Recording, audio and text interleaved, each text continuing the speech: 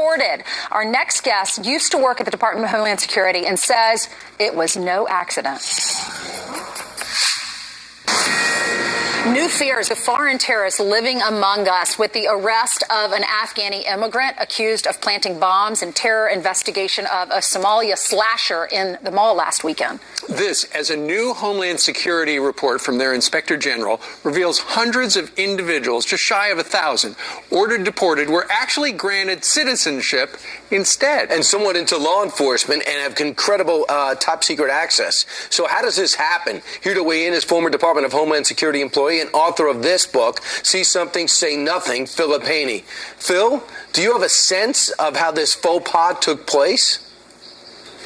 Well, I've been reading through the report since it became public, and one thing that struck me is there are a lot of numbers in the report, including 315,000 individuals whose fingerprints were lost. And not only that, if the Department of Homeland Security was serious about this, they would not have shut down the program that discovered this lapse in the first place. But at the end of the report, you will read that they shut the program down. All right, so now that they have discovered their error, their mistake, what are they going to do now?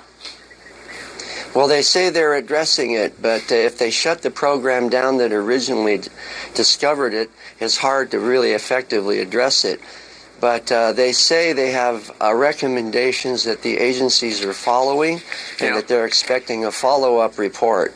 Okay, the Department of Homeland Security says before the report was issued, the U.S. Immigration and Customs Enforcement Agency had already digitized the majority of the 315,000 records, which it had previously ID'd as having potentially missing paper fingerprint records. Really what they're doing is they're saying, look, we're in the process of digitizing from paper to computer. There's something fishy here, Philip, and you feel it is high-level fraud, don't you? Yes, because these individuals are from countries of concern for terrorists. All of them. The report makes that quite plain. If you come to a law enforcement officer and you don't have your complete records, your fingerprints in particular, that should halt the process right there. How people came into the country either legally or illegally and accidentally gains citizenship is an impossible concept to me as a law enforcement officer. And Phil, the name of the program that you said has since been stopped that actually discovered this loophole is? The Janus program, it's outlined in the Inspector General's report. It's interesting they use that name. Janus means two-face.